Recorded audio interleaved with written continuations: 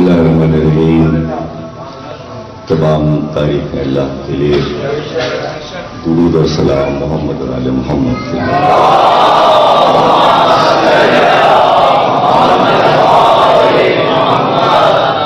दुआ से है इरफान आलूगी के लिए, बाप के मोहम्मद और आले मोहम्मद अल्लाह से कुल्ली अता फरमाए।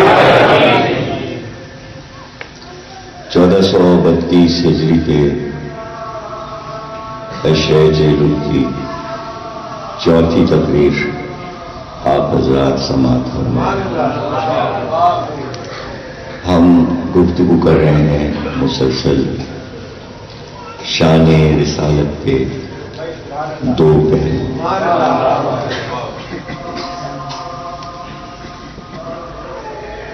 जब तक हम अलग अलग इन दोनों रुखों को समझ न लें, उस वक्त तक ज़हन में ये सवालात आते रहेंगे कि फला चीज उन्हें मालूम थी और फिर उन्होंने ऐसा क्यों किया। तो जाहिर है कि हमारा ज़हन और हमारी कुर्बतें, हमारा दिल चूंकि आले मोहम्मद से है, वरना यही सवालात जो मौला अली के लिए लोग करते हैं या दीगर आइमा के बारे में कि उनको ये पता था तो उधर क्यों गए, उनको ये पता था, तो यही सवाल हजरत आदम के लिए भी हो सकता है, हजरत नूह के लिए भी हो सकता है, हजरत इब्राहिम, हजरत मूसा, हजरत ईसा और ज़ाते रिसालत के लिए भी हो सकता है। लेकिन उनके बारे में नहीं सोचते लोग और ज्यादा मालूमात उनके बारे में नहीं। ज्यादा मालूमात जो है सवालात करने वालों की, वो चूंकि मजालिस में जिक्र है तो अब वो तरह तरह के सवालात ज़हनों में आते हैं और लोग उस पर आपस में उलझ जाते हैं और बहस करने लगते हैं। हालांकि वही सारे मसाइल हर जगह मौजूद हैं और वो मसले इसीलिए मौजूद हैं कि हम ये नहीं समझ पाते कि रूहानी इख्तियार कितना था और मादी इख्तियारात में उन्होंने दुनिया से क्या लिया, दुनिया से क्या लिया, और दुनिया के रवैयों के साथ उसके जवाबात उन्होंने मादी नुक्ते नजर से कहां पर दिया और रूहानियत को कहां कहां पर इस्तेमाल करते थे और किस किस तरह। तो जब तक उसको हम अलग अलग करके समझ न लें, उस वक्त तक किसी भी बात का फैसला करना बेकार है। सामने जो कि अकीदा है और कि भाई मासूम है, इनसे खता नहीं हो सकती, लेकिन ये अकीदा सिर्फ इस ताए शरिया का है जो 12 इमामों को मानते हैं।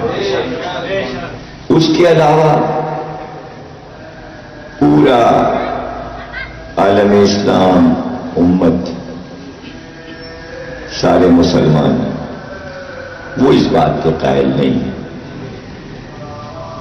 वो हजरत अली को मासूम नहीं मानते और इस पर बहस करते हैं कि जो लोग मासूम मानते हैं उनको इस दायरे से बाहर आकर अली को देखना चाहिए। यानी वो आपको खींच कर लाना चाहते हैं सिर्फ मादे की तरफ। मादे की तरफ। तो अब जाहिर है कि उनके लिए ये मुश्किल नहीं है कि वो तनकीदें करें, इसलिए कि वो मासूम भी मानते हैं। और उन्होंने इस्मत की जगह एक तरकीब खुद ही सोच के तय कर ली और एक नया रास्ता निकाल लिया। उन्होंने उसका नाम रखा खताए इज्तिहादी। खताए इज्तिहादी ये लफ्ज ईजाद करना पड़ा उम्मत वालों को इस बिना पर कि अगर हम इसको हटा भी दें बात को और सिर्फ मादी नुक्ते नजर से बात करें तो एक सवाल सामने आ जाता है कि भाई सब कुछ छोड़ दीजिए आप, लेकिन अली चौथे खलीफा थे, तो इससे पहले जो खुलफा थे आपकी तारीख ने कहा कि जो भी उनके खिलाफ बोले उसे कत्ल कर, यानी अली से पहले जो खुलफा हैं उनके खिलाफ जिन लोगों ने बातें की उनको कत्ल कर दिया गया, और जिन्होंने भी उनसे जंगें की उनको काफिर कहा। अब आए अली, तो अब अली के मुकाबिल भी जंगें होंगी।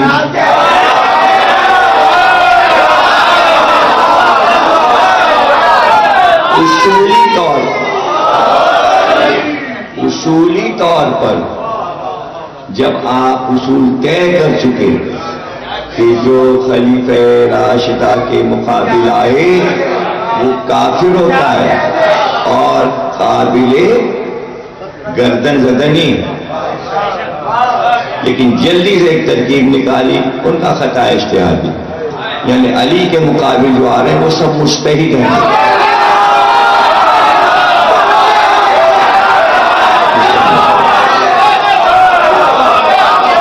अब वो काफिर नहीं है, तो मैं ये क्यों ना कहूं कि मुस्लिम तारीख के मुताबिक 3 खिलाफतों में जो काफिर थे वही काफिर अली के दौर में मुस्तहिद बन गए।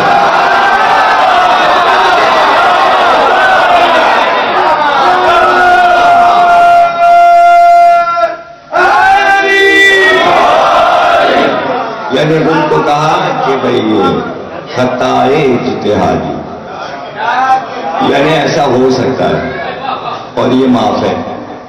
यानी उन्होंने एक इज्तिहाद किया और वो इज्तिहाद से जो भी उन्होंने तय किया, चूंकि वो इस मंजिल पर थे कि फैसला कर सकते, इज्तिहाद से तो उन्होंने किया और वो मुकाबिल आ गए।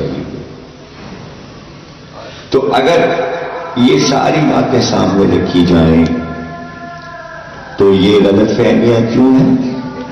ये गलतफहमियां इसलिए हैं कि हम तारीख अंबिया को समझे नहीं, हम तमाम अंबिया को नहीं समझे और उनके किरदार को समझने की जरूरत है कि उनका रूहानी किरदार और उनका मादी किरदार।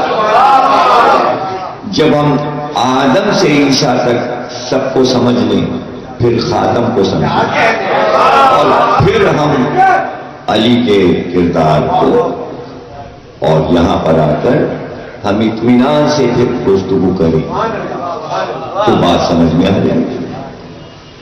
तो जहां पर अल्लाह ने कह दिया कि भाई अब तुम्हें तो हमने मुकर्रर कर दिया है हिदायत, तो तुम्हें करना है। अब इसमें यह है कि अगर रूहानी एतबार से कदम कदम पे मोजिज़े मांगो तो वो भी हम तैयार हैं, और तुम जितने चाहे मोजिज़े दिखाओ और डरा के इन्हें धमका के जिस तरह चाहो मुसलमान बनाओ, बुत परस्ती छुड़ाओ और इन्हें सवाब की तरफ लाओ, इन्हें जन्नती बनाओ, जहन्नुम की आग से इन्हें बचाओ। तो इजाजत है, करो, ऐसा करो। और अगर ये चाहते हो कि मादी रास्तों से, तो फिर इनके मजालिम सहो, मजालिम सहो, और जितने भी जुल्म तसव्वुर हो सकते हैं इनसे, वो सब होंगे, वो रद्द नहीं हो सकते। ये मजालिम करने में बढ़ते जाएंगे, तो अब तुम तय कर लो कि आया मोजिजे से इनके मजालिम को बातिल कर दोगे, या मादी नुक्ता नजर से जो हसासियत तुम्हें दी गई है इंसानों की तकालीफ के साथ और दुखों के साथ, तुम उन्हें बर्दाश्त कर लोगे, और उसका नाम तुम्हें मालूम है कि सब्र है। ये सारा तायुन हो चुका है कि जो कुछ अंबिया के साथ सख्ती होगी, उसका नाम अल्लाह ने जुल्म रखा है, और जो अमल ये करेंगे उस जुल्म के जवाब में, अल्लाह ने उसका नाम सब्र रखा है। और अगर ये मार डाले जाए अल्लाह की राह में, तो उसको शहादत कहा जाए। ये सारे अल्फाज पहले ही तय हो चुके हैं, और दोनों तरह की लुगतें अल्लाह ने तैयार कर दी थी आदम के दौर में, कि अगर आप सिपर बनाना चाहें मोजिजे को, तो लफ्ज मोजिजा भी रख दिया, यानी इनको आजिज कर दिया जाए, इनको बेहथियार कर दिया जाए, सिर्फ मज़ाहिर कुदरत के दिखाकर। और इस सूरत में ये भी है कि अगर तुम चाहो कि भाई ये तुमने तय कर लिया कि अब ये कहा नहीं मानेंगे, और ये हद से गुजर गई है बात बहुत समझाने के बावजूद, तो फिर इनको फना भी कर दिया जाएगा, इनको जान से भी मार दिया जाएगा, तूफान भी आ जाएगा, अज़ाब भी आ जाएगा। सब कुछ तुम्हारे इख्तियार पर है। हमने तुम्हें खलब बना दिया इस जमीन का, तुम्हारी एक मुट्ठी में अर्श है और एक मुट्ठी में फर्श है। अब तुम जैसे चाहो इसे ज़ेरो ज़बर कर दो।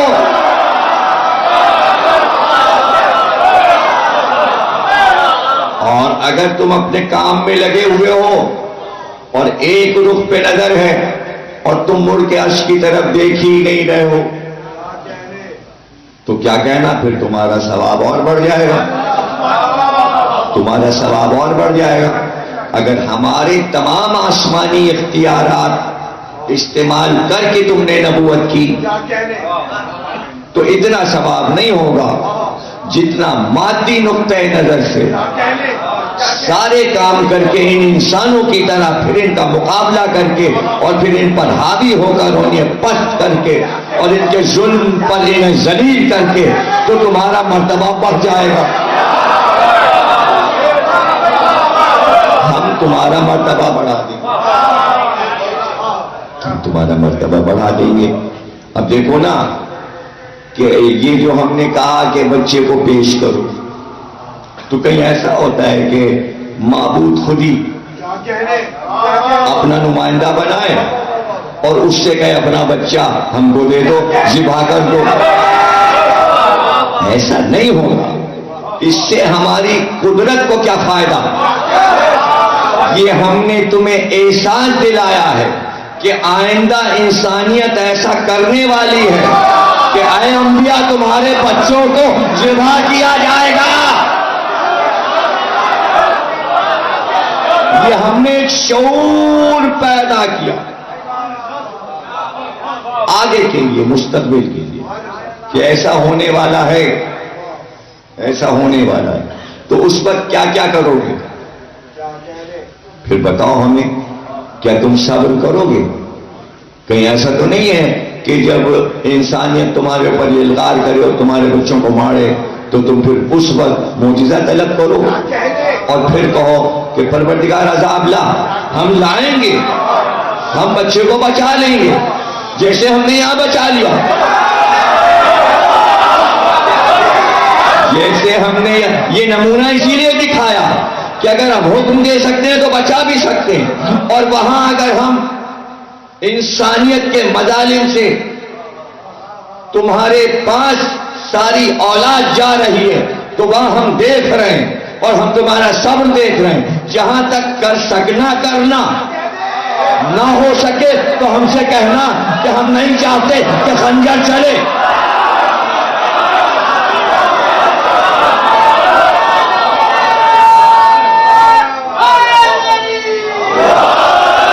हम नहीं चाहते तो फिर ऐसा होगा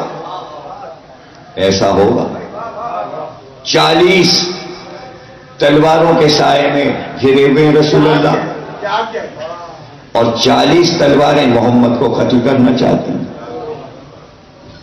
तो अब यहां पर कौन सा पहलू सरकार का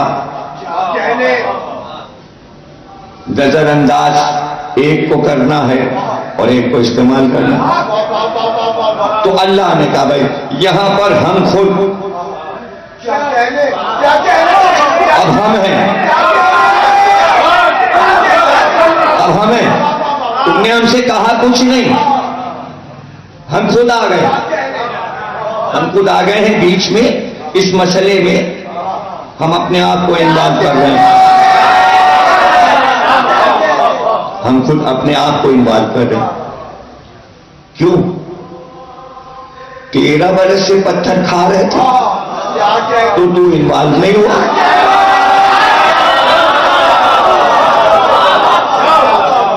ये शबी हिजरत जो इन्वॉल्व हो गया, जिब्रील को भेज दिया कि भाई वो कत्ल से के इरादे से आए हुए 40 आदमी आए हैं तलवारें लेकर और तुम निकल जाओ और तुम इस तरह जाओ, मोजिजे से जाओ, ये तुम्हें देख नहीं सकेंगे, तुम इनके बीच से निकलते हुए चले जाओ। मोजिजा आ गया, रूहानी जिंदगी आ गई। 13 साल मादी जिंदगी में पत्थर खाए, अब जब 13वां साल खत्म हो रहा है तो अब मोजिजा आ गया, अब मोजिजे से बचाया जा रहा है। क्यों? यही अगर मसले हल हो जाते और इस पे किताबें लिख दी जाती तो ये सवालात ही ना उठते। जो मसले फैले हुए फिरकों में और एक एक फिरके में कई कई फिरके बनते जा रहे हैं इन्हीं मसलों की वजह से। हम तो समझाने बैठे ताकि मजीद इनमें और फिरके ना बन जाए, ताकि कुछ तो हम ख्याल पैदा हो जाए, ताकि सब एक यकसानियत के साथ बात को समझ लें। और जो पत्थर आ रहे थे, जख्मी हो रहे थे, कूड़ा फेंका जा रहा था, उस वक्त तू क्यों नहीं इन्वॉल्व हुआ? जिब्रील को भेज के नहीं हम कूड़ा किसी को नहीं फेंकने देंगे, नहीं हम पत्थर किसी को नहीं मार, जाओ जिब्रील मोहम्मद को बचा लो, वो गली में अभी निकले हैं, ओजड़ी फेंकी जाएगी, इससे पहले कि फेंकी जाए मोजिजा हाजिर होगा। वो औरत रोजाना कूड़ा फेंकती है सर के ऊपर, जाओ जिब्रील उस औरत की गर्दन में रोक दो, खबरदार कूड़ा ना फेंके।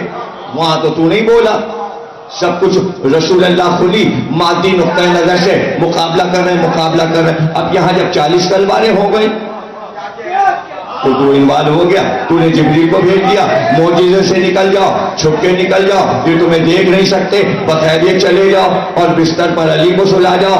ये सब क्या है? ये सब क्या है? 13 साल यही काम क्यों ना हुआ, आज क्यों हो रहा है? तो अब पूछे परवरदिगार से, तूने शबे हिजरत जाने देता उन 40 से भी मोहम्मद मुकाबला करते, अली तो थे, लड़ाई होती सारे बनी हाशिम मिलकर 40 को मारते,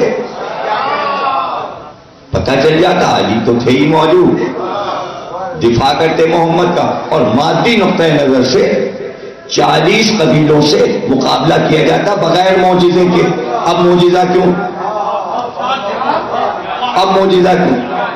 तो अब अल्लाह ने दिया जवाब हमें का बात ये थी कि मादी नुक्ते नजर से ही मोहम्मद को मक्के में काम करना था, उनकी तलब पर मौजिजा दिखाया करते थे, जब उन्होंने कहा चांद तोड़ दो तो तोड़ दिया, लेकिन ऐसा कोई मौजूदा मोहम्मद को नहीं दिखाना कि इन पर अजाब आ जाए, पत्थर बरसे, पहाड़ फट जाए, इनके सर पे पहाड़ गिर जाए।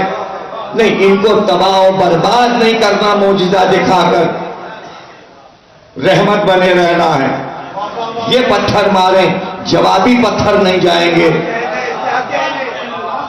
इसलिए कि अल्लाह कह रहा है हमें ये इत्मीनान है, हमें ये इत्मीनान है कि सारे मजालिम के बावजूद कोई मोहम्मद को 13 साल मार न सकेगा, इसलिए कि अबू तालिब बैठे हैं।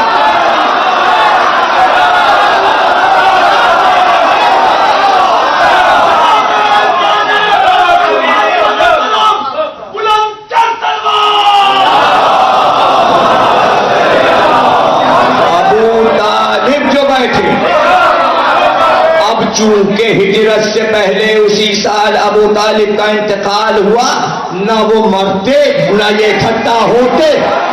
अबू तालिब के खौफ से अभी तक इन्होंने तलवार नहीं निकाली थी। अब जब अबू तालिब ना रहे तो इन्होंने कहा अब मोहम्मद को मार लो। इसके मानी शब हिजरत अल्लाह ने जो नबी के लिए मौजज़ा दिखाया तो 13 बरस उस मौजज़े की जगह अबू तालिब मौजज़ा बने।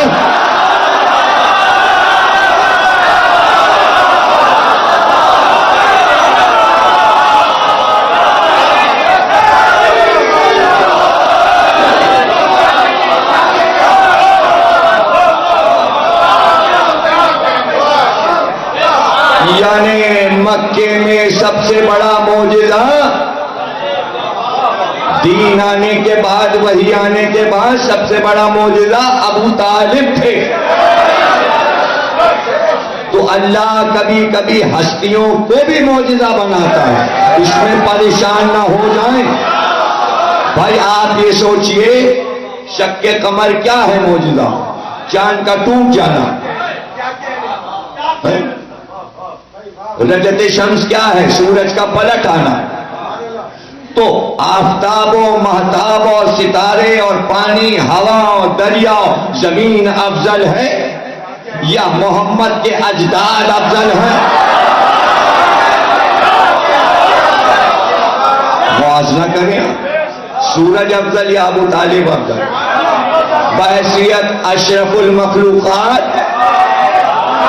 आप भी सूरज से अफजल हैं, आप भी चांद से अफजल हैं। अशरफ क्यों है आप? तो अपने मामले में तो आप कहते हैं हम अशरफ है, हर चीज से अशरफ है, दरख्त से भी अशरफ,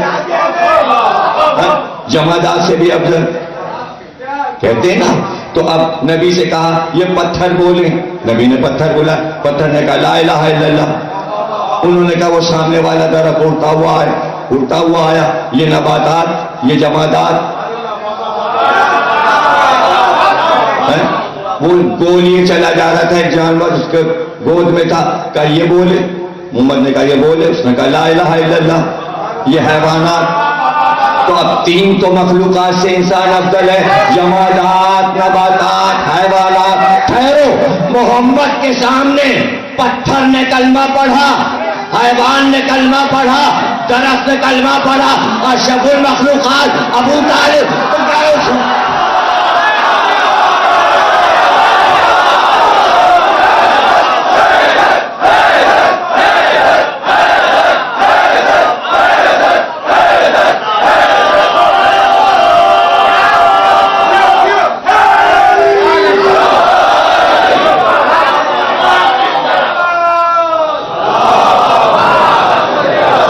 जरा सोचिए, यही बारीकियां समझने की। अगर ये बातें समझ में आ जाएं, और ये बातें उस वक्त तक समझ में नहीं आ सकती जब तक आप निकात को पेश नजर न रखें, जुजियात को पेश नजर न रखें, और हर बात को उसे दूर तक सोचें।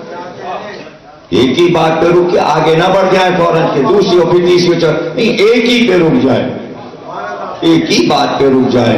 तो अब मोजज़े से, रूहानी जिंदगी से नबी मक्के से निकल गए।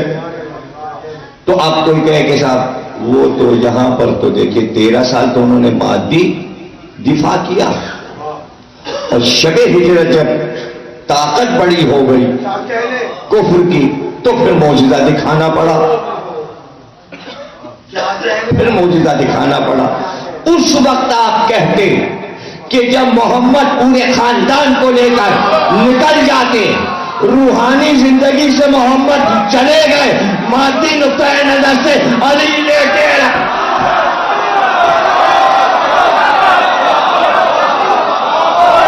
क्या मतलब है? यहां क्या मतलब है?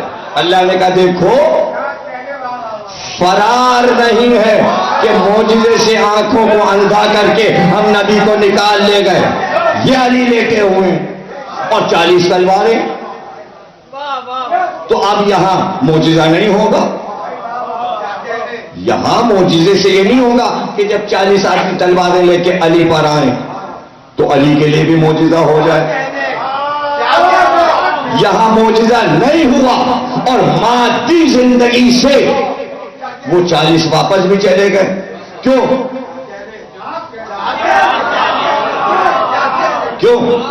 इसलिए कि बचपन से अली से वाकिफ थे कि जब मादी जिंदगी में पत्थर खाकर सब्र कर रहे थे तो दिफा अली कर रहे थे। उस वक्त बच्चे थे, अब जवान।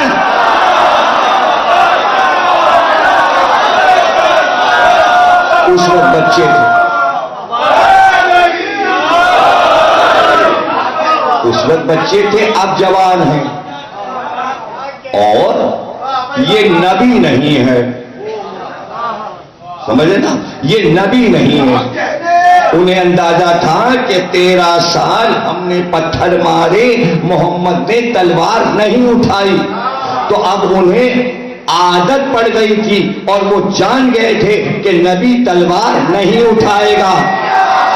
लेकिन अली का चेहरा देखकर समझ गए थे कि अगर हमने तलवार उठाई तो ये तलवार उठाएगा, ये नबी नहीं है।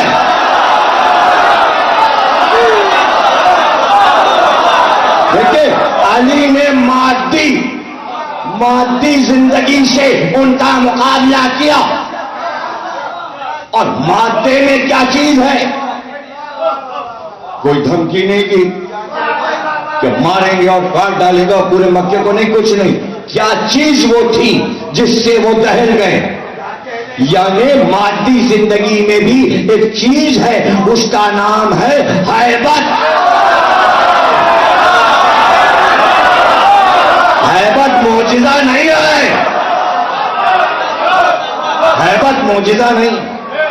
हैबत किसी में भी हो सकती, जो अपनी हैबत मनवा ले, लेकिन अली ने तो हैबत मनवाई भी नहीं। वो तो बस दिफा किया। जिन्होंने पत्थर मारे लड़कों ने, उनके हाथ पैर तोड़ दिए। तो अब बड़ों पे हैबत बैठ गई कि जो बच्चों की टांगें तोड़ चुका है, अब ये जवान है तो अब ये बच्चों की टांगें तो तोड़ेगा नहीं, इज्जत जाएगी।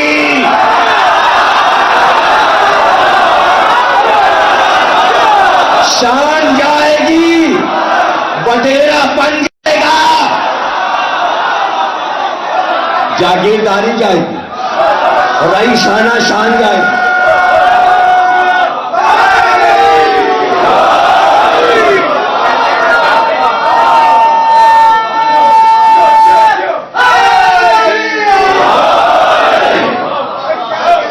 छोड़ के जा रहे और कोई मौजूदा नहीं, कोई मौजूदा नहीं। सीधी सी बात कह दी कि 13 साल तलवार नहीं निकाली मैंने, इसलिए रोकने वाला था। अगर आज निकल आई तो बात भी कह दी, उनके बाद समझ में आ गई कि वाकई अगर निकल आई तो तलवार से तलवार टकराएगी। ऐसा तो होगा नहीं कि हम तलवारें चलाएं और ये खाली हाथ रहेगा, यानी मौजिजा नहीं होगा।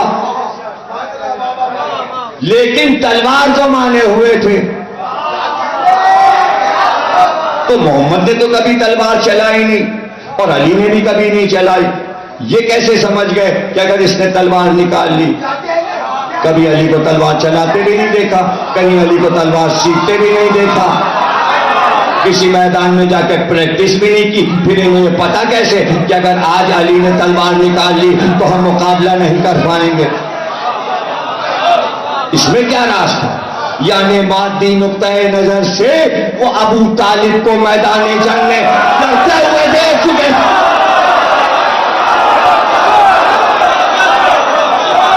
अबू तालिब को लड़ते हुए देख चुके कई जंगों में,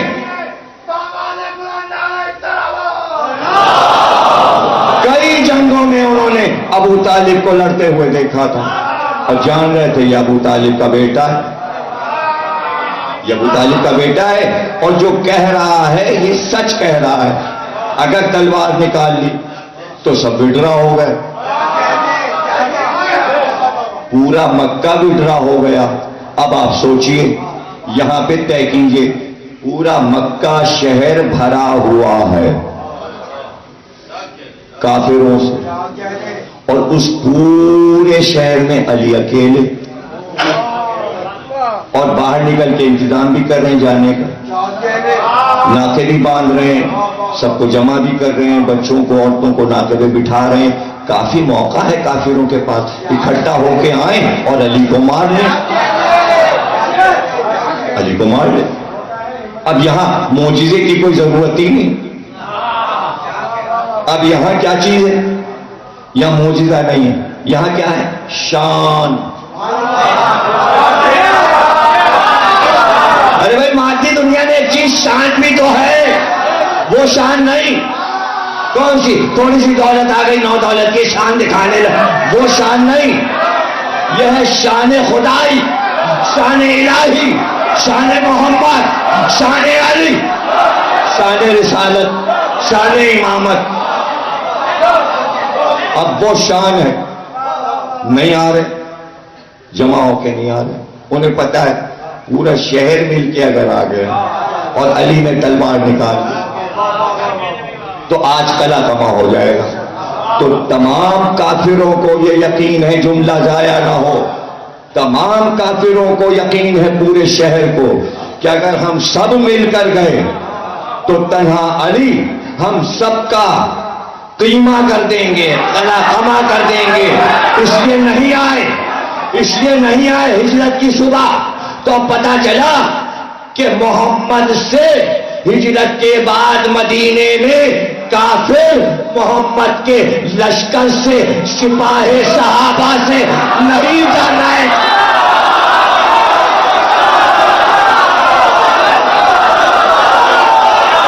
सिपाही से नहीं डर रहे, अली से डर रहे थे,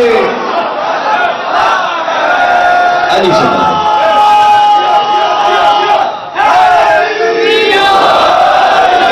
लश्कर मोहम्मद से नहीं डर रहे।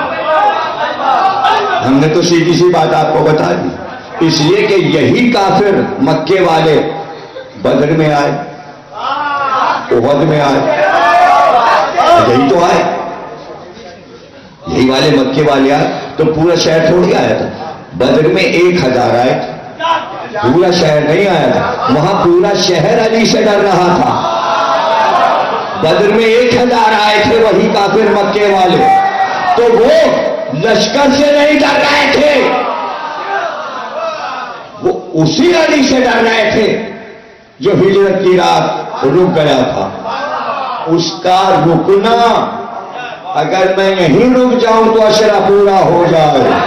जहां अली रुके हैं शब हिजरत, मैं वहीं रुक जाऊं, इसलिए कि वो ये बात समझ गए कि मोहम्मद ने अली को क्यों छोड़ा। मोहम्मद ने अली को क्यों छोड़ा? अगर मोहम्मद को यह पता होता कि अली यहां ज़िबा हो जाएंगे तो कभी न छोड़ते। इत्मीनान था कि ज़िबा नहीं होंगे। तो अब काफिर समझ गए कि छोड़ना यह बता रहा है अली को यहां कि इसके पीछे कोई राज है। उस राज को हल करने में लग गए। और दिन गुजर गया और अली चले गए। थक जाओगे। आज की मजलिस ऐसी है, जरा एनर्जी रोक रोक के खर्च करो। मैं बताए दे रहा हूं।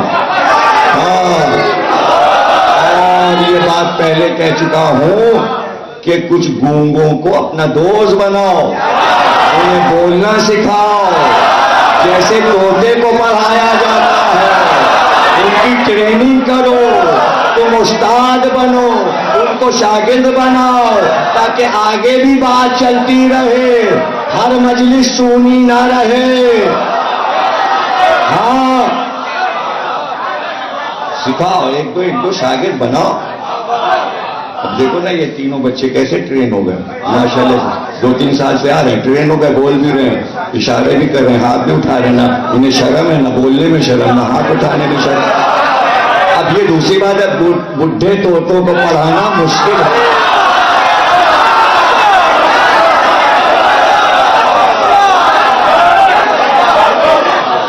बहरहाल सोबत का असर होता है। खरबूजा देख के खरबूजे को रंग पकड़ता है। तो अगर इन्हें रहम आ गया तुम पर कि चलो ये बेचारे थक ना जाएं, अभी तो तकरीर शुरू हुई है, आगे क्या होगा, तो शायद मदद कर दें, तो उन्हें क्या रास वक्त का है में लग गया। अली को मारने क्यों नहीं आए? वो सब बैठ गए, वो रास तलाश करने के, तन्हा अली को क्यों छोड़ गए? वहां से बात शुरू हुई कि रास क्या है, और अब इस तगोदो में लग गए, रास क्या है। अब तुम नहीं समझ सकते कि काफिर कौन सा रास तलाश कर रहा था। अभी कलमा नहीं पढ़ा, वो रास तलाश कर रहे हैं। क्या वाकई आसमानी है? अगर आसमानी है तो किस रास्ते से इसके पास क्या क्या आता है, और अगर खुदा है तो पैगाम रसानी कैसे होती है, ये वहां जाता है या आता है।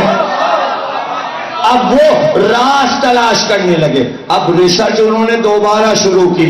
आयतें पढ़ो, इस जुमले के मानी देखो, क्या फरिश्तों के नाम बताता है, क्या क्या कहता है आसमानी खबर, इस जुमले के क्या मानी है, इस जुमले के। अली काम से लगा के रवाना हो गए।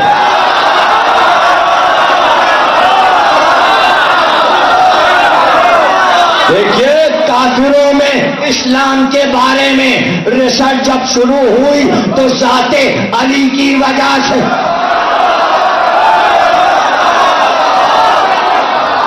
राज क्या है? ये राज क्या राज है?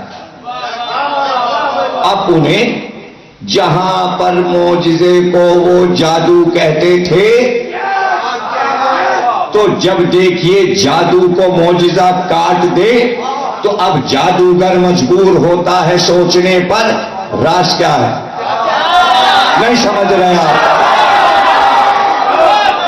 भाई जादूगर बहुत ऊपर जाता है, इसने बड़ा जादू फेंका, हम इससे बड़ा जादू फेंकेंगे, इसने और बड़ा जादू फेंका, हम और बड़ा।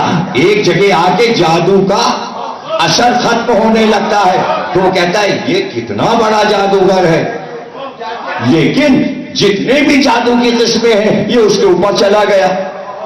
तो आप वो सोचने लगे राज क्या है, राज क्या है। कोई और जादूगर कहीं बैठा है जो इसे गाइड कर रहा है, और अचानक होता है, हम तो कुछ मंत्र पढ़ते हैं फिर होता है। बस फिरौन ने कहा डराओ मूसा को और हारून को। उन्होंने जल्दी जल्दी रस्सी के टुकड़े जादूगरों ने फेंके, वो सांप बन गए। मिनटों में हो गया काम, तैयारी पहले से थी। अब उनके वहमो गुमान में नहीं था कि जवाब आएगा। अब जब सांप रेंगने लगे, मूसा पीछे हटने लगे, हारून पीछे हटने लगे, एक बार वही हुई जो हाथ में डंडा है, फेंको, जल्दी फेंको।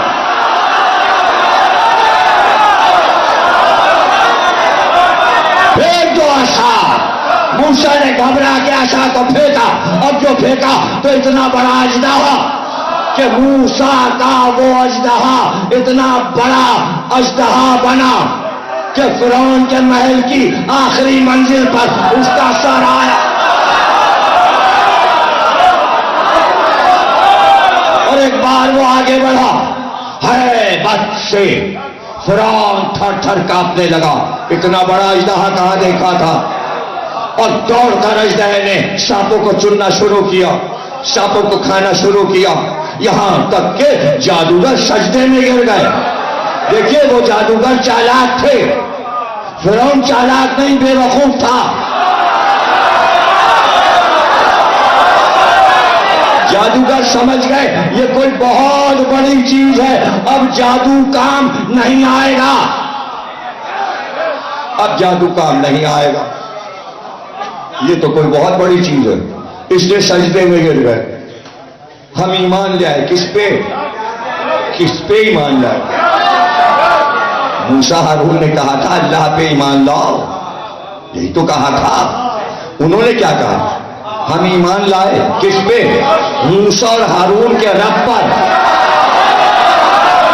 रब नहीं पहचाना जा सकता जब तक दो हस्तियां बीच में ना हो।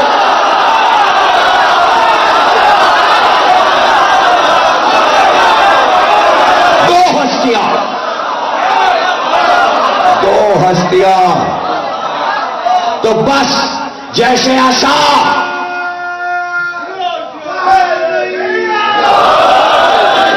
आशाए मूसा अजदहा बना और जादू बातिल हुआ काफिरों का और वो सजदे में गिर गए।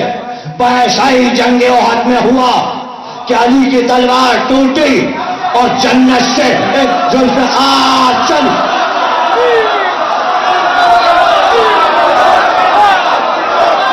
जुल्फ़िकार चली और जब जुल्फ़िकार चली तो कभी वो अजदहा बनी और अजदहा बनकर कुफ्र के सांपों को खा लिया। जिन्हें मरना था वो मर गए, जिन्हें मरना था ज़ेरे जुल्फ़िकार आना था वो मर गए। वहां चंद जादूगर सजदे में गिरे, जुल्फ़िकार जो चली पूरा अरब सजदे में।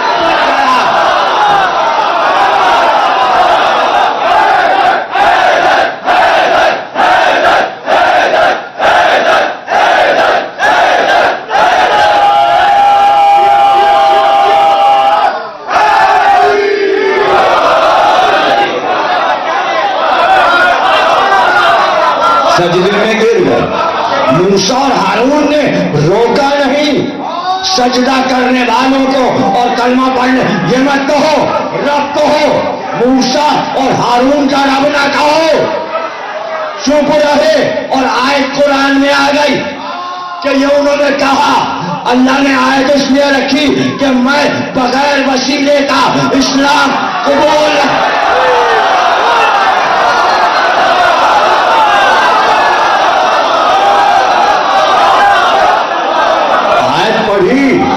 ओहद वालों ने आयत पढ़ी, मूसा और हारून वाली आयत खंदक और खैबर वालों ने पढ़ी, बस समझ गए वो तो नजर आता नहीं, जल्दी से उसका सजदा कर लो। सजदा तो पहले बुतों को भी करते थे, अब बगैर देखे सजदा कर लो। लेकिन हम ये नहीं कहेंगे कि मोहम्मद और अली के रब पर ईमान लाए। तो पता चला दुश्मनी अल्लाह से ना हुई, दुश्मनी मोहम्मद और इनका नाम नहीं लेंगे, इनका नाम नहीं लेंगे। नहीं समझे आप? नाम लेना था लेकिन उन्होंने नहीं लिया, नाम लेना था नहीं लिया। अच्छा किया कि बुरा? चूंकि नहीं लिया नाम तो अब तक तौहीद समझ में ना आई। अगर नाम ले लेते तो आप कहते भाई ला इलाहा के बाद दोनों का नाम लेना चाहिए, मोहम्मद का भी और अली का भी। क्योंकि उन्होंने नहीं लिया तो क्या उनकी सुन्नत पर अमल करते हुए सिर्फ ला इलाहा इल्लल्लाह। कुछ फर्क तो हो, वो वो काफिर से मुसलमान हुए थे, तो मुसलमान बाप से पैदा होकर मुसलमान हुए, तो क्या अपने आप को उनसे मिलाना चाहते हो? तुम तो कहो कि हाँ, रब को पहचाना मोहम्मद और अली की वजह से।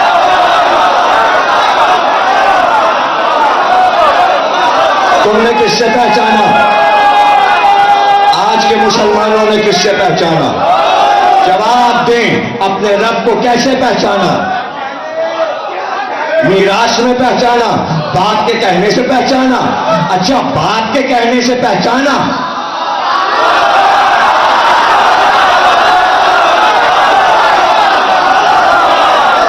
बाप के कहने से पहचाना। इसीलिए रसूल अल्लाह ने कहा कि मेरी उम्मत का बाप अली है।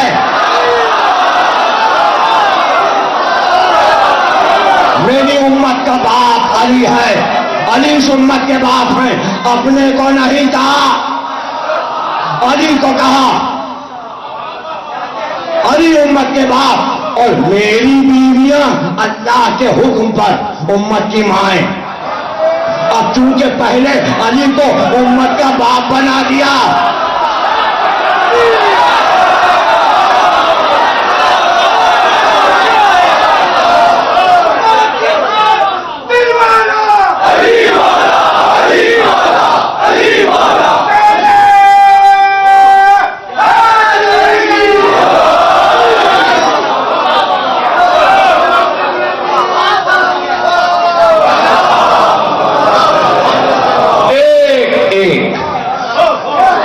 अली कहते हैं एक लफ्ज,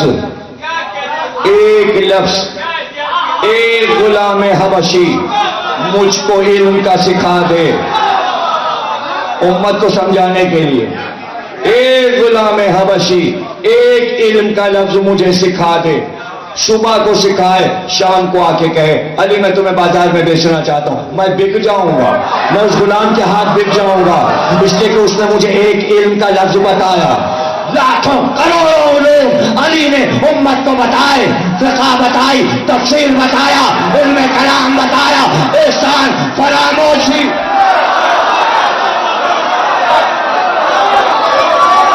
अली के अलावा किसी और ने बताया? अली के अलावा किसी और ने बताया? तुम सांस न लेने देते अली को, इसलिए कि इल्म के लिए तयशुदा बात है सुकून का माहौल। इसलिए कॉलेज, स्कूल, पब्लिक मकामात पे नहीं रखे जाते। शहर से दूर यूनिवर्सिटीज बनती हैं, सुकून से पुरफजा मकाम पर आसूगी से तालिब इल्म हासिल करें। बड़े बड़े पुराने जमाने में अरस्तु, सुकरात सब सहराओं में फर्श बिछा के जमीन पे पढ़ते थे, पढ़ाते थे। सुकून चाहिए, इनके लिए सुकून चाहिए, सुकून चाहिए, सुकून चाहिए। अल्लाह को मालूम था कि यह काम अली के सुपुर्द है, कि इल्म सिखाना है। तो अब शहर का माहौल इतना हड़बों का था, इतना हंगामा था कि इतना बड़ा हंगामा हजरत उस्मान के कत्ल पर हुआ कि पूरा मुल्क जमा हो गया था। चारों तरफ बगावत, यलगार, शहर मदीना, शोर शराबा, इल्म कैसे सिखाया जाए। इसलिए अल्लाह ने कहा अली इल्म तो खामोशी में सिखाया जाता है, इन्हें अपना काम करने दो, ये दौलत से खेले। 25 बरस तुम इल्म सिखाओ। अब यहां पे समझ लीजिए बात, इल्म मोजिजे से नहीं सिखाया जाता, इल्म मोजिजे से नहीं सीखा। बहुत से लोग चाहते हैं मोजिजा हो जाए, ताबीज दे दीजिए, दुआ पढ़ दीजिए, पूरी किताब हम ऐसे ही बस लिखाए जाके पेपर। नहीं, उसके लिए तगोदो होती है, जहन इस्तेमाल होगा, कदम उठेंगे, कॉलेज स्कूल जाना होगा, रातों को जागना होगा, बच्चों को सिखाना होगा। पहले हर्फ बनाना सीखो, हर्फ पहचानो, तस्वीरें पहचानो, लफ्ज को समझो, फिर इबारत समझो, स्पेलिंग याद करो। तगो दो के बाद 10-12 बरस के बाद ये मंजिल आई कि कई जबानें बोलने लगे, आसान हो गए पेपर, अब यूनिवर्सिटी की मंजिल पे पहुंच गए, अब डिग्रियां लेने लगे, अब इल्म आसान हो गया, इसलिए कि बुनियाद मजबूत हो गई, बुनियाद मजबूत हो गई।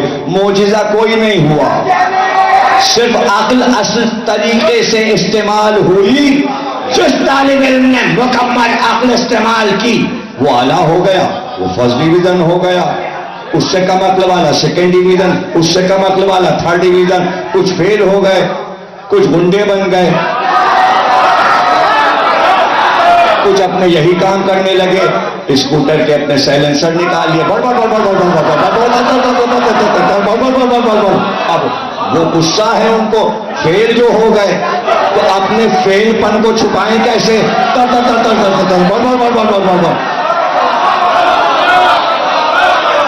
शोर करके बता रहे हम हैं, हम हैं, हम हैं। और तुम क्या हो? पढ़ा भी, लिखा भी, सीखा भी, अच्छे तालिब इल्म बने। अच्छा तालिब इल्म बनना जरूरी है। तो आप समझ गए, आप तर भड़बड़ वाले भी तालिब इल्म होते हैं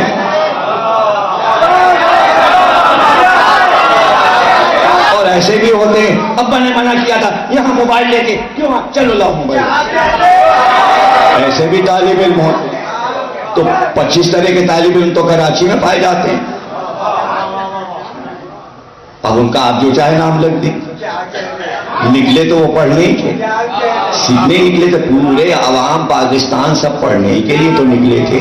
जो 20, 25, 30 के हैं उन्हें भेजा गया था ना पढ़ने के लिए, किसी न किसी स्कूल में तो भेजा गया था। क्या क्या कौन क्या क्या बन के निकला, कौन फुटपाथों पे सो रहा है। अब उन्हें याद ही नहीं किस घर से चले थे और कहां आ गए, उन्हें अपना घर ही नहीं याद। तो मुख्तलिफ किस्म के निकल जाते हैं ना। 25 साल अरे यूनिवर्सिटी खोल के बाग में बैठ गए, जिन्हें सीखना था वो आए, जो फर्स्ट क्लास थे वो सलमानो अबू जर निकले, जो भर कर रहे थे वो करते रहे, जिन्हें फुटपाथों पे सोना था वो फुटपाथ पे।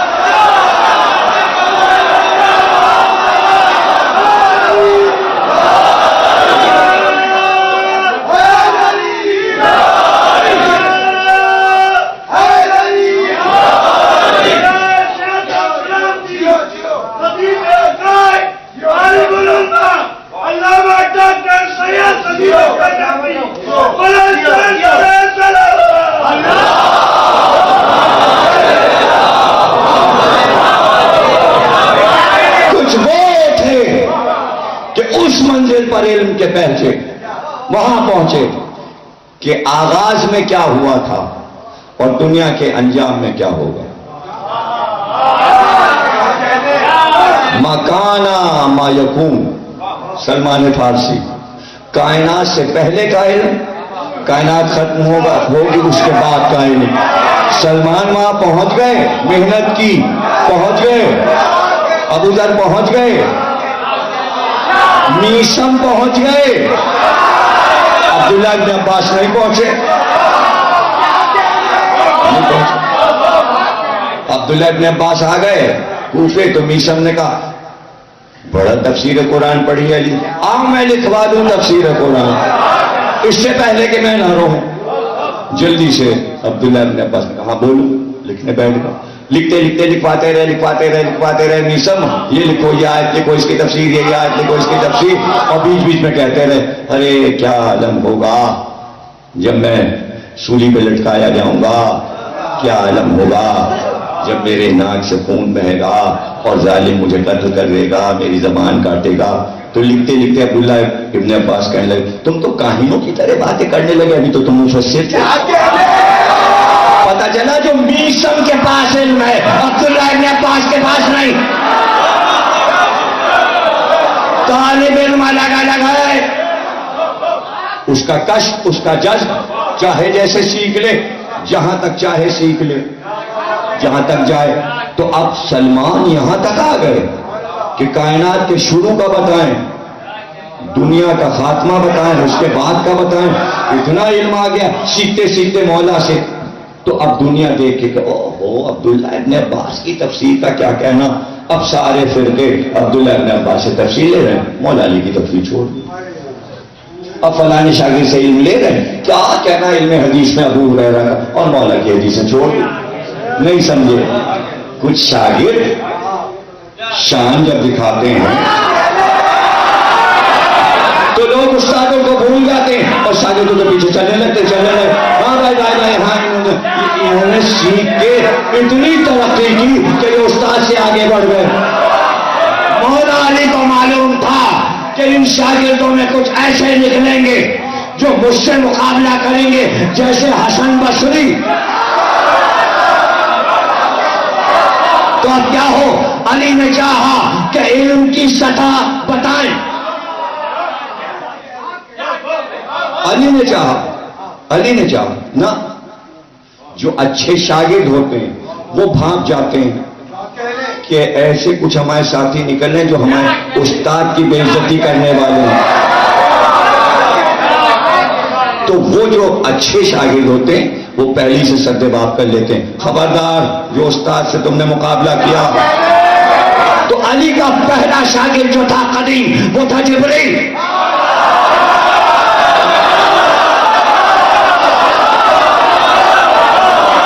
वो थे जिब्रील अमीन। जिब्रील अमीन रोज आके बैठते थे अली के खुतबे में। खुतबा शुरू हुआ, जिब्रील आके बैठ गए।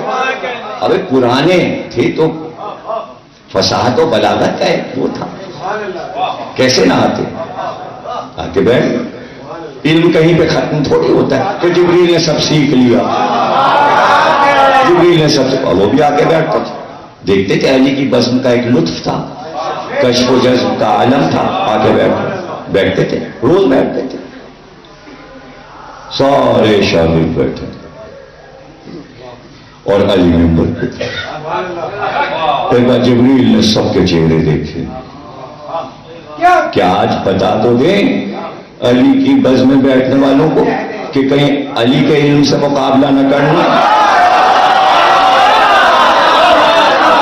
20 मजमे से जिब्रील उठे इंसानी शक्ल में, मादी नुक्ते नजर से उठे, रूहानियत को छुपा के तकरिया किया, इंसानी शक्ल में उठे। कहा अच्छा आपने कहा सलूनी, तो बताइए इस वक्त जिब्रील कहां है?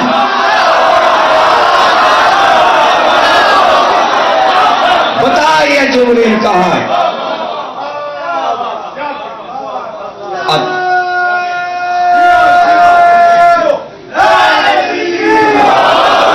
बताइए जिब्रील कहां है? मजमा साकित, इस पर जिब्रील कहां है? मजमा साकित। और अली, जो जवाब अली ने दिया, उस जवाब के पीछे जो राज है, उस राज को बयान करने में मुझे देर लगेगी, लेकिन वहां वो अमल जल्दी हुआ, लेकिन मुझे बयान करने में देर लगेगी। और जब तक बयान नहीं करूंगा वो बात समझ में नहीं आएगी।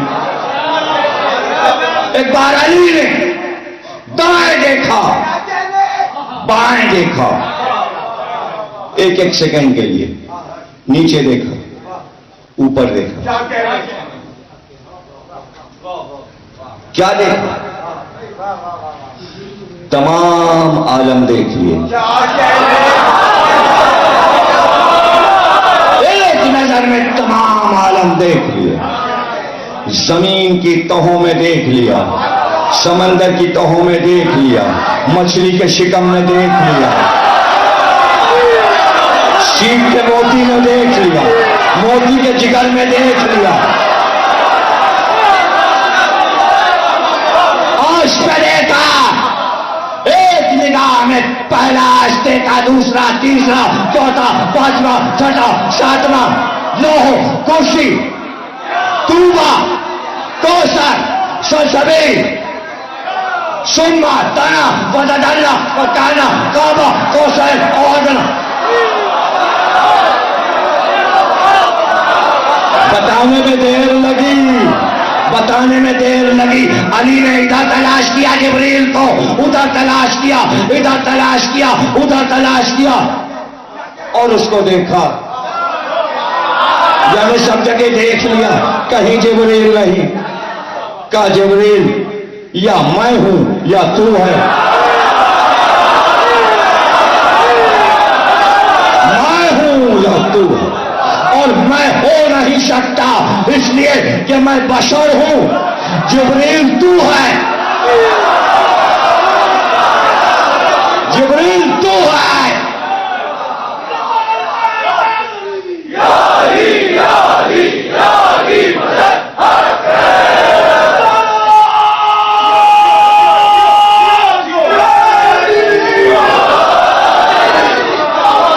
जिब्रील तू। अली के इल्म की सतह कयामत तक नहीं पता चल सकती, इसलिए कि सतह है ही नहीं, इल्म में सतह थोड़ी। जिब्रील ने बैठने वालों को बताया ये शहर इल्म का दरवाजा है, दावे न करना, दावे न करना। लेकिन अब अली ने तो बता दिया, मसला हल हो गया। जिब्रील के लिए आ गई मुश्किल कि क्यों उठे, क्यों उठे? इसलिए कि कहीं लोग ये ना कहें पहले से अली ने एक आदमी को जिब्रील बना के बिठा दिया था, अब जिब्रील क्या करें, अब जिब्रील क्या करें? इसलिए माटी चोला उतारना पड़ा। दो पहलू, एक पहलू पर माटी शक हो रहा था मादे में, इसलिए जिब्रील ने चाहा कि इनका शक यकीन में बदल जाए, इसलिए एक बार अपने पैरों को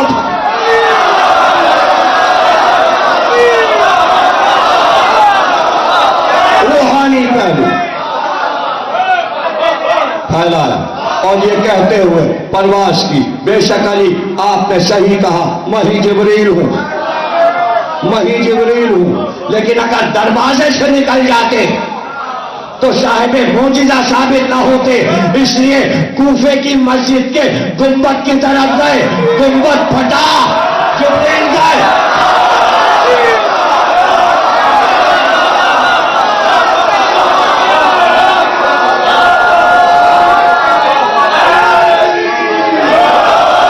नहीं समझे? अरे दरवाजे से जाते ना, मस्जिद कूफा में बहुत से दरवाजे हैं, ये ऊपर छत फाड़ के क्यों गए? ये दरार छत में क्यों? बता के गए मेरा मौला, मेरा उस्ताद वो है जो अल्लाह के घर में दरार डालता है, मैं शागिर्द हूं।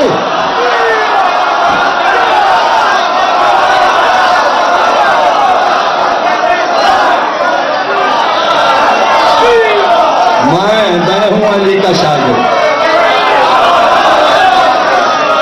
जज़ाकल्लाह, माशाअल्लाह।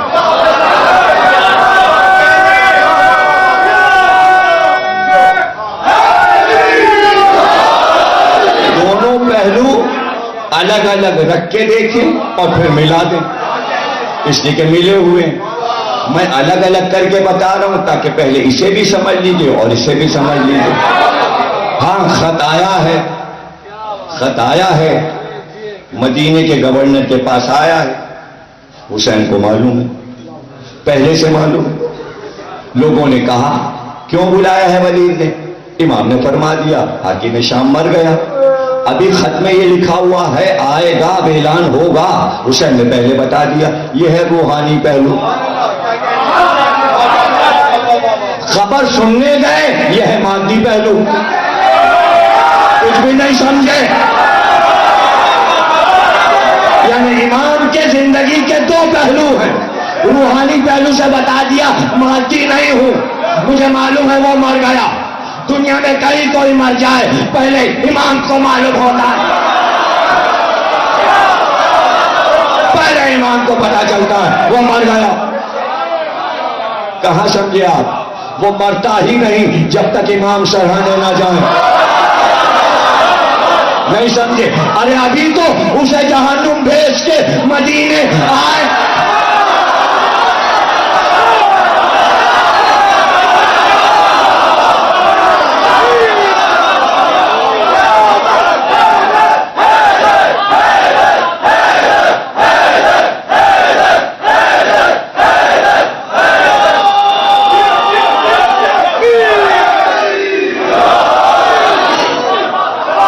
तुम्हें पता है अब वो मादी दुनिया की खबर। तो चलो चलो मादी नुक्ते नजर से चलो, कोई ताकत नहीं, हम जाएंगे। वो क्या करेंगे हम जाते हैं। तो अब क्या चीज, किस चीज के साथ हुसैन जा रहे हैं? नहीं भूल गया, अकेले अली, शान हैबत, नस्ल में चलेगी, महदी तक आएगी। जुल्फ़िकार चलने से पहले सिर्फ महदी की हैबत ऐसी होगी कि मुल्क लड़स जाएंगे। हैबत और शान, हैबत महदी, शान एक इमाम की शान होती है, उस शान के साथ चले। अब ये बहन की मोहब्बत जो सबके पास, हर बहन के पास भाई के लिए, तुम भी जाओ, तुम भी जाओ, तुम भी जाओ, तुम भी जाओ, साथ रहना, साथ साथ रहना। अब हुसैन ने कहा मैं अकेले जाऊंगा। क्या? यानी कोई तलवार लेकर नहीं, यानी मादी वसाइल में भी सारी चीजें तर्क करके अपनी शान और हैबत के साथ। अब एक नबी के खानदान वालों में, औलिया में, औसिया में एक और शान होती है, शान में शाने गिनाएंगे। यानी शान, एक शान वो तो है मजमुआ, उसके अंदर कितनी शान है, फिर कितनी शान है, फिर कितनी शान है। सारे फूल मिलकर एक गुलदस्ता बनता है। उस मजमुए को हम आपको दिखाएंगे कटे हुए मदीने को। तो उसमें सबसे ज्यादा हैबत किन चीजों से होती है? क्यों है ये हैबत? और भी लोग नहीं, हैबत क्यों है? इनसे ज्यादा खूबसूरत कोई नहीं। एक चीज रुए जमीन पर, अरब और मदीने की बात नहीं है, मक्के मदीने की बात नहीं, रुए जमीन पर इनसे ज्यादा शुजा और ताकतवर कोई नहीं। ये शाने हैं, सब मिलके शान बनेगी। और हैबत, एक लफ्ज हैबत में सब कुछ है। इनसे ज्यादा खूबसूरत कोई नहीं, इनसे ज्यादा ताकतवर कोई नहीं, इनसे ज्यादा शजा कोई नहीं, इनसे ज्यादा सखी कोई नहीं। सखी होने की सबब से सब इनके एहसानमंद हैं, आंख नहीं मिला सकते। हैबत, ये बहन दिल है, ये करीम है, फिर इनका शजरा सबसे आला। जिसका शजरा आला हो वो किसी को भी डांट सकता है। बैठ जा, खामोश हो जा। फिर ये इल्म में सबसे ज्यादा, इनके इल्म के आगे किसी के पास इल्म नहीं, इनके आगे सब जाहिल हैं, इसलिए सबको झुकाए। ये सब कुछ मिलाकर हैबत, जाने किधर से बाहर हो जाए, मादी बार, मोजिजा छोड़ दो। नहीं समझ रहे? मोजिजे को जाने दो, मोजिजे पर आए तो कायनात को खत्म कर दें। पता चला किरदार में एक मोजिजा है, मादे में मोजिजा है। उस मोजिजे का नाम है आला किरदार, शराफत नफ्सी। इसलिए कि कोई मुकाबिल नहीं। ये सारी हैबतें लिए हुए एक हुसैन गवर्नर के सामने होगा। गवर्नर, मुशीर भी, ये भी, वो भी सभी बैठे, यानी तैयारी थी, जुमलेबाजी। हुसैन चले गए, बातचीत भी हो गई, बस इतनी सी बात हो। उसने कहा वो मर गया है और यजीद खलीफा हो गया, बाप उसका मर गया है, आप बैत कर लीजिए। बैत का खत आया तो आपने फरमाया कि तुझको ये बात मालूम नहीं, तुझको ये बात मालूम नहीं कि हम रिसालत के घराने वाले,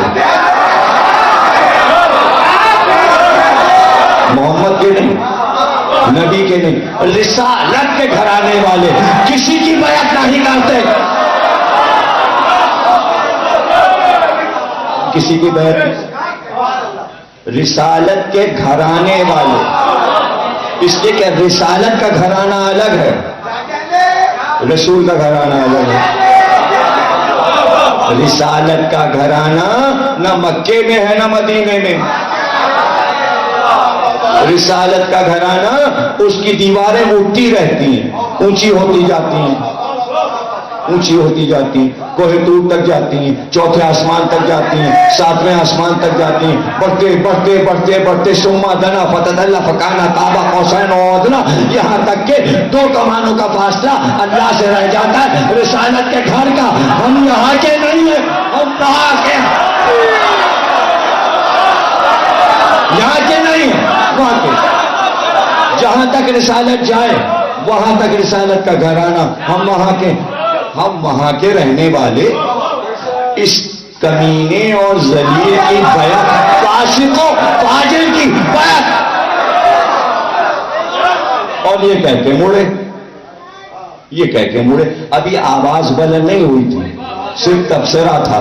मरवान ने आवाज दी, अरे वलीद क्या करता है, हुसैन हाथ से निकल जाएंगे, सर काट ले। अरे मुड़ गए थे, एक बार फिर मुड़े और कहा, ओ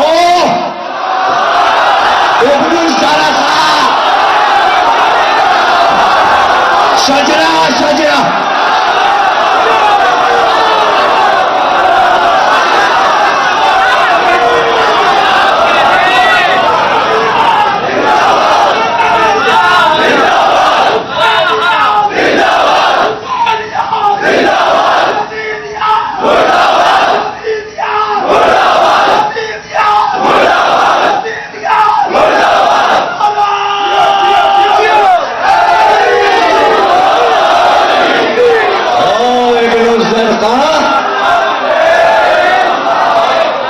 तेरी मजाल तू सरे हुसैन की बात करे। इब्न ज़रक़ा नीली आंखों वाली औरत के बेटे, तेरी मजाल। ये हैबत थी हुसैन की कि हाथ में पानी था, वुजू करने जा रहा था मरवान, लोटा छूट गया, वुजू कर रहा, इशारे करके कह रहा था सर काट लो, हुसैन का सर काट लो। अब ये देखिए कि 90 बरस का बूढ़ा तू क्यों जिंदा रहना चाहता है? अभी तेरे सामने हुसैन बच्चे हैं, तू 90 बरस का बूढ़ा है, नहीं समझे? बूढ़ा कह रहा है जवान को मार दो, यानी तू ये चाहता है कि बुढ़ापे की हवस में खिलाफत पाए और नबी का नवासा मारा जाए। कहां समझ रहे हैं?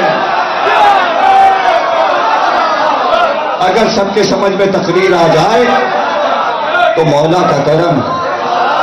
तू बूढ़ा 90 बरस का, 95 बरस का, तुझे जीने की हवस है और हुसैन को मार दो। तेरे पास मिशन क्या है? कौन सा मिशन है जिसके लिए काम कर रहा है? इनके पास मिशन है, अल्लाह का दिया मिशन है, नबी का दिया मिशन है, कुरान है, दीन है। तेरे पास क्या मिशन है? तो बताओ दुनिया वालों, उस वक्त हुसैन के पास दीन का मिशन था, मरवान के पास किसका मिशन था? अरे कहो ना, शैतान का मिशन।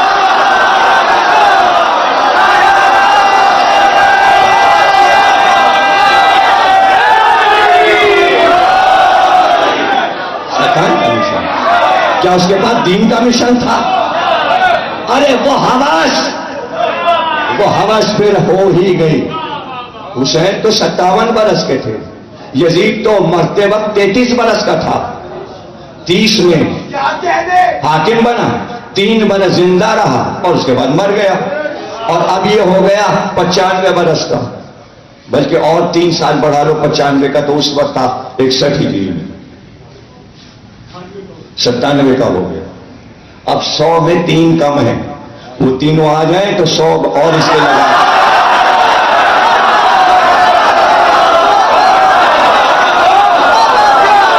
अब हवा देखिए, अब क्या 100 से ऊपर जिएगा? मगर दुनिया की हवस ले गई दमिश्क यजीद के मरते ही, और इस बुढ़ापे में यजीद की बीवी से निकाह किया ताकि अब तो खिलाफत मिल जाए, और यजीद के बेटे को जहर देकर तख्त पे बैठा। तमन्ना पूरी हो गई, बस ये थी, ये मिशन था, तख्त पे बैठ जाऊं, तख्त पे बैठ जाऊं। मरते मरते यहां पे दम, लेकिन शरारत इससे भी ऊपर, शर इससे भी ऊपर। अच्छा बैठ गया, अब तो फिर अंजाम भी तो वैसे ही हो, भुगते भी तो अब है? तो फाख्ता नाम है यजीद की बीवी का।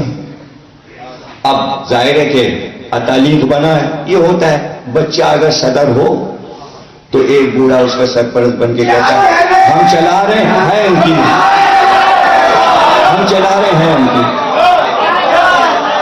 तो उसने कहा भाई बेटे का तख्त है, और वो बीवी से कह दिया कि मैं इसको दे दूंगा, अभी ये छोटा है, बड़ा हो जाएगा तो फिर हुकूमती मामला समझ लेगा। कि ये उस्ताद हैं, उस्ताद, ये सियासत के उस्ताद हैं। अब उस्तादी दिखाना, देखिए सारी उस्तादी साथ में मिल जाएगी। एक दिन हो गया, तख्त पे बैठ गया, तो मरवान ने उसको डांट कर बोला अब वो डरता था कि मतलब दरबार वाले सब इसकी तरफ नजर करेंगे, होने वाला खलीफा। वो जाता था मैं ताज, इतने दिनों के बाद बुढ़ापे में तो ताजबाज बुढ़ा, लाल लगाम, तो लोग मुझे देखें। वो रोता हो गया, उसने अम्मा शिकायत कर दी, उसने कहा कि ये बुढ़ा तो बहुत परेशान कर रहा है, इसे बेइज्जती की मेरी दरबार में। उसने कहा अच्छा मेरे बेटे की आज आ जाएगी, आज आ जाए। तारीख तबरी मुसलमानों की मशहूर किताब, उसमें से पढ़ा। उन्होंने कहा जितने लिहाफ करते हैं सब निकाल दो, और जितनी 200-250 कनीजें सब आ जाएं। और ये अपने खाबकाह में गए, बिस्तर पे लेट गए। उनका एक लिहाफ डालो, बड़े मियाँ को सर्दी लग रही है। दूसरी पहले से एक लिहाफ लिए खड़ी थी, उसने कहा दूसरा लिहाफ डालो। तीसरी आई, उसने एक और लिहाफ डाला। चौथी आई, उसने एक और। कल सारे गद्दे तोशक सब कंबल वंबल जितने गर्म कपड़े सब डालो, यहां तक कि इतना ऊंचा पहाड़ बन गया। उसके बाद उसके ऊपर चढ़ी, बीच में खुद खड़ी हुई, कनीजों से कहा तुम भी आ जाओ। और सबने कहा कि इसके ऊपर खूब कूदो, इसको खूब गद्दों पे उछली, खूब गद्दों पे उछली। उसके बाद तारीख तबरी ने ये लिखा, जनाब आली क्या मैं आपको बताऊं। देखिए तारीख तबरी का तलखीस यानी कि उसको छोटा कर, 13-14 जिल्दों को छोटा करके लाहौर के इमामिया स्टूडेंट ने छापा है, और सफदर नजफी साहब ने उसको कंपाइल किया। वो मिलती है किताबों की दुकान पे, उसमें पढ़िएगा। उसमें लिखा है कि एक गद्दा हटा, दूसरा हटा, तीसरा हटा, जनाजा उठने का सामान हुआ। अब जो सारे गद्दे लिहाफ हटे तो इतनी बड़ी छिपकली हो,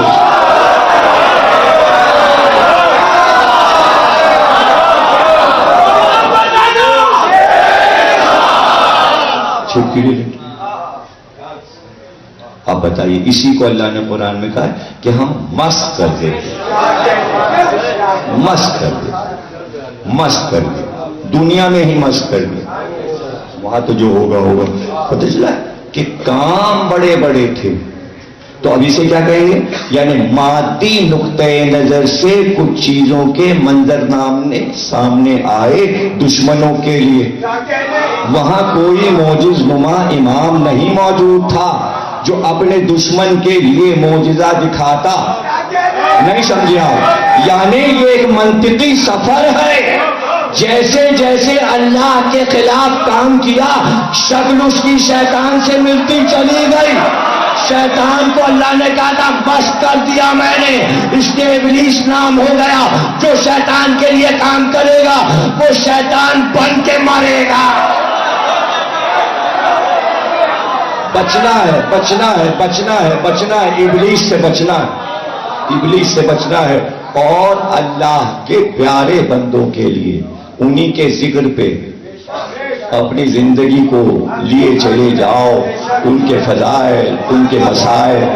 और अगर ये कह दे ये तो वहां थे भी नहीं, वो तो जा चुके, वो तो कैद खाने से आजाद होके चले गए, उनके जाने के बाद ये अब कौन इंतकाम ले रहा है इनसे? कौन? अरे कौन इन्हें मस्किए दे रहा है? अब पता चला इनका काम जो था वो जिसके लिए था, इंतकाम अब वो ले रहा है।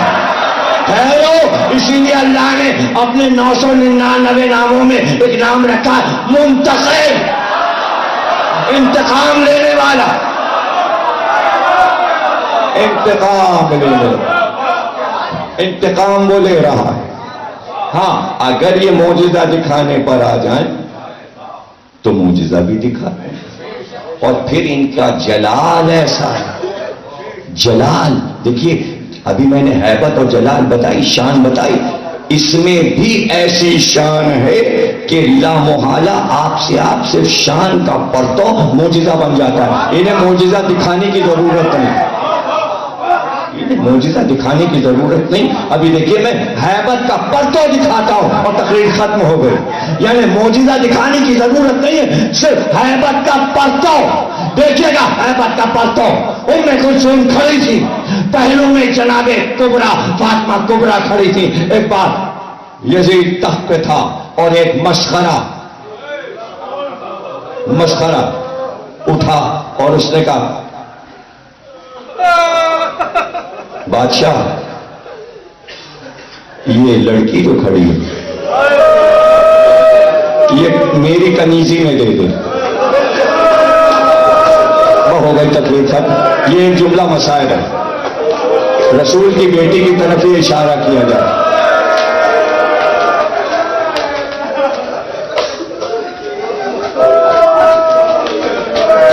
उसने उंगली से इशारा किया, हाथ उठा, उसका हाथ उठा।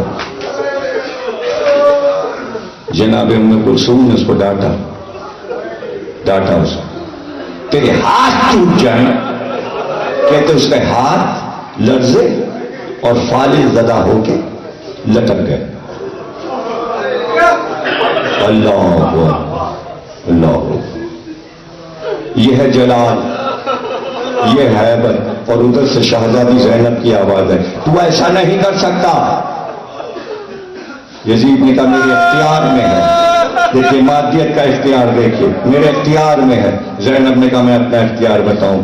का सुन, तू उस वक्त कर सकता है जब ऐलान कर दे कि दायरे इस्लाम से निकल गया, मेरी नाना की उम्मत से निकल गया, तब तू ऐसा कर सकता है। सर झुक गया, इसलिए कि जलील हो जाता अगर ये कहता कि मैं किसी और मजहब पर जाकर ये काम करूंगा, इसलिए कि इस्लाम में जायज नहीं, हराम है। रसूल की औलाद की तरफ इशारा नहीं किया जा सकता, हराम है, हराम हराम। और फिर रसूल की बेटी सर झुक गया। बस यही वो मंजिल थी कि अपना काम कर चुके, अब अल्लाह की मर्जी कुछ और है। ऐसे में राहिब उठ गया और उसने कहा ये हम क्या देख रहे हैं, ये किसका कटा हुआ सर है, ये कौन लोग हैं जिन पर इतनी मुसीबत टूटी है। यजीद ने जवाब देना पड़ा, इसलिए कि सफीर था, रूम का एक मुल्क का सफीर था। का ये हुसैन। उसने कहा कौन हुसैन? का फातिमा का बेटा हुसैन। का फातिमा तुम्हारे नबी मोहम्मद की बेटी?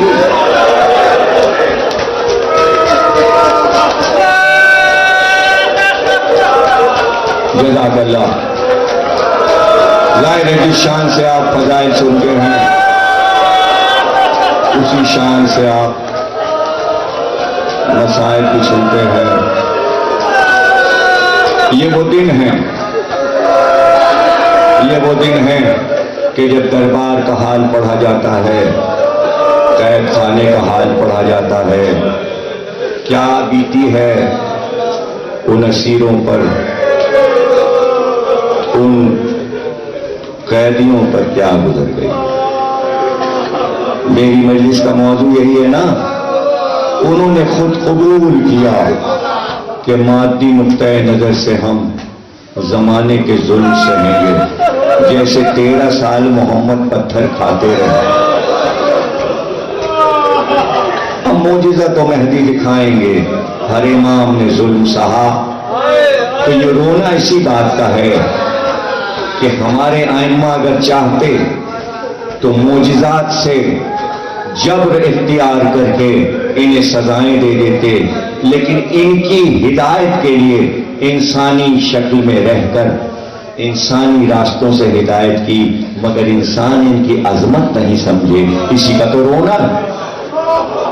और इनको नहीं समझे, इसके माने रब का एहतराम नहीं किया, अल्लाह को नहीं समझे। अल्लाह है, अल्लाह है, और उसकी बारगाह में हम बैठे यही कह रहे हैं, परवरदिगार तेरी तौहीद सलामत, कायनात पे तेरी बड़ाई सलामत, तेरी बुजुर्गी सलामत। लेकिन कैसे? यही लोग तो थे जो बाजारों में गए, कैदखानों में गए। तो किसके लिए सकीना रो रही थी? किसके लिए सकीना रो रही थी? ये छोटी सी बच्ची क्यों तड़पती थी? क्यों तड़पती? हुसैन जब जा रहे थे, एक जुमला सकीना ने और कहा था, बाबा कोई रास्ता है मदीने पहुंचा दीजिए, हमारे जद रसूल खुदा की कब्र पे पहुंचा दीजिए। का सकीना रास्ते बंद हैं, रास्ते बंद। तो मदीना याद तो आता था ना सकीना। कल मैंने कहा था ना 18 तक बीबी का जिक्र होगा। इस पूरे अशरे में हम रोजाना थोड़ा थोड़ा जिक्र अपनी नन्ही शाहजादी इस मखदूमा का जिक्र करते हैं, बीबी का जिक्र करते हैं। अल्लाह अल्लाह, बाप जिसे इतना चाहे, चचा इतना चाहे, भाई अली अकबर जिसे इतना चाहे, और वो सकीना असरे आशूर के बाद बेसहारा हो जाए। मोहब्बत की सतह जैसे इल्म की सतह नहीं नापी जा सकती, मोहब्बत की सतह भी कोई नाप नहीं सकता। मक्के से सफर हुसैन का करबला तक जो था, तो रास्ते में जिस बस्ती और शहर से गुजरते वहां के सौदागर आते थे, और जो बड़े सरदार लोग गुजरा करते थे उनके पास जरूर आते थे कि रकम ज्यादा मिलेगी और इन्हें चीजों की जरूरत होगी। कपड़े वाले आते, फल वाले आते, खाने वाले आते, सुनार आते, जेवरात बेचते हुए आते। और जब ये पता चला उन्हें कि बहुत बड़ा काफिला है और ख्वातीन भी साथ जा रहे हैं, कई बस्तियों में सुनार आ गए। जनाब अब्बास ने आकर कहा कि कुछ सुनार आए। आपने कहा बुला लो, बुला लो। वो आ गए, उन्होंने अपने सारे जेवरात सामने रख दी, एक एक जेवर उठाते जाते थे। ये हमने ले लिया, अब्बास ये लो, ये हमने ले लिया, अब्बास ये लो, इनको रकम दे दो, इन्हें रकम दे दो। देखा मोतियों के 2 बूंदे रखे,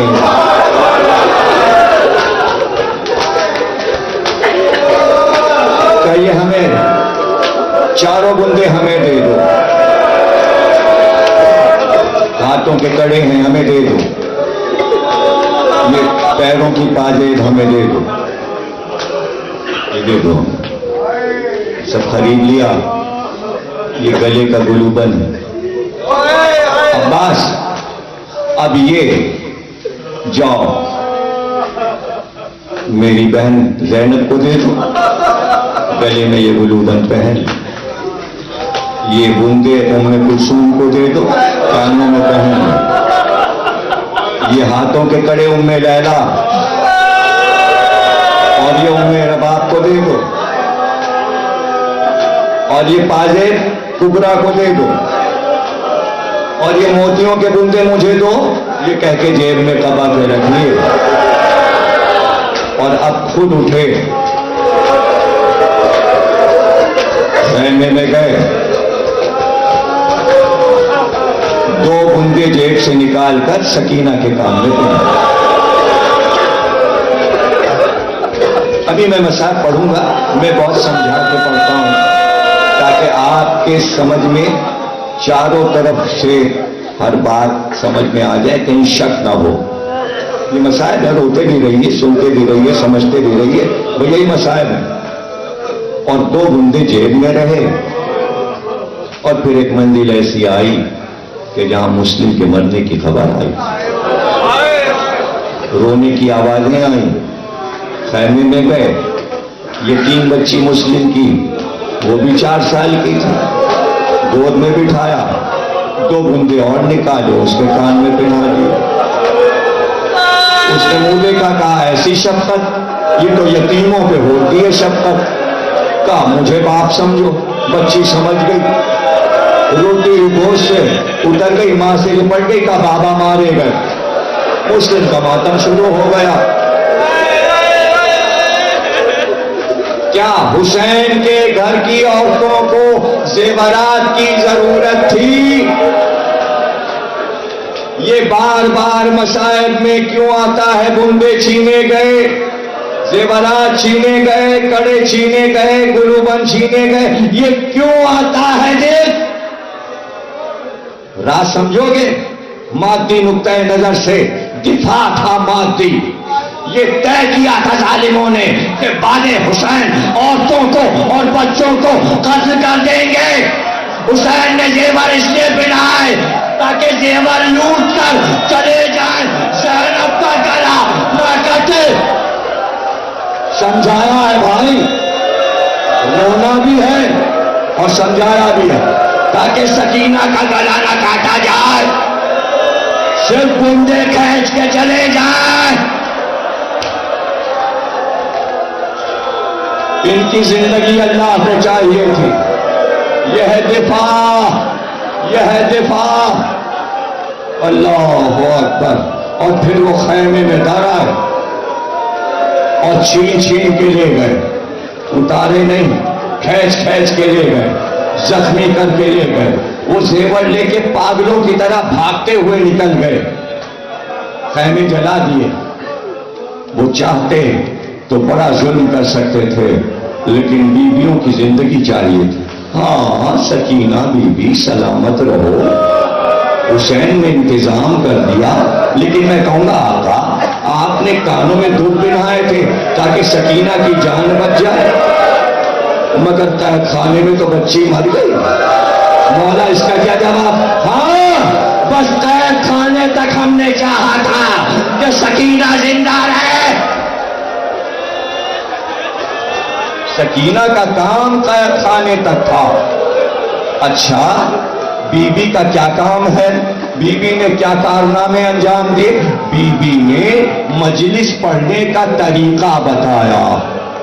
दिन हो, सुबह हो, शाम हो, रात हो, हर तरीके से बीबी बयान करके बताती थी। शुहदा को रोया कैसे जाता है। सुबह होती, कैद खाने के दरवाजे की सलाखों को पकड़ के खड़ी हो जाती और बाहर आसमान को देखती रहती। और जब शाम होती, ज़ैनब करीब आ जाती। बीवी थक गई होगी, आओ अब बैठ जाओ, कब तक यहां खड़ी रहोगी? नहीं फूफी अम्मा, हम तो बस ये देखते हैं, सुबह को सारे परिंदे जाते हैं और फिर हम इंतजार करते तो अम्मा ये शाम को वापस आते हैं, फूफी अम्मा ये परिंदे रोज कहां जाते हैं और फिर वापस आके कहां जाते हैं? ज़ैनब ने कहा सकीना ये अपने घरों को वापस जा रहे हैं।